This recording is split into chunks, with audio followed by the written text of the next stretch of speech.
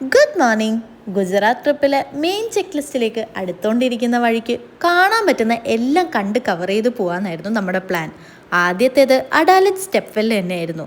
കേവലം വെള്ളം കോരാനുള്ള ഒരു കിണർ ഇത്രയധികം മോടി പിടിപ്പിച്ച് ഭംഗിയാക്കണമെങ്കിൽ അന്നത്തെ കാലത്തെ മനുഷ്യന്മാരുടെ കഴിവ് എത്രത്തോളം ആയിരിക്കണം.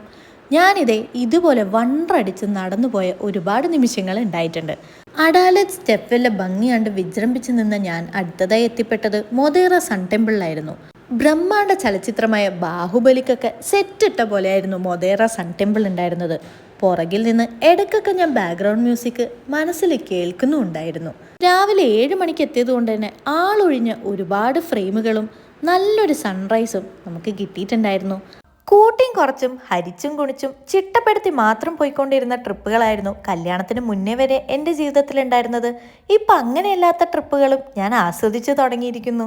അങ്ങനെ നിർത്തി നിർത്തി പോയ വഴിക്ക് എത്തിപ്പെട്ട സ്ഥലമാണ് റാണി കി വാവ്. അങ്ങനെ പറഞ്ഞാൽ മനസ്സിലാവില്ല, ഇത് കണ്ടാൽ ചിലപ്പോൾ മനസ്സിലാവും.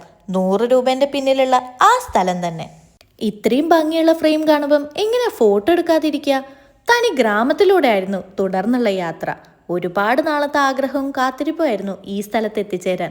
വന്ന സമയം നല്ലതായതുകൊണ്ട് ഒരുപാട് ദേശാടന കിളികളെയും കാണാൻ പറ്റി. ഇതാണ് റോഡ് ത്രൂ ഹെവൻ. ബാക്കി വിശേഷങ്ങൾ അടുത്ത വീഡിയോയിൽ. ബൈ.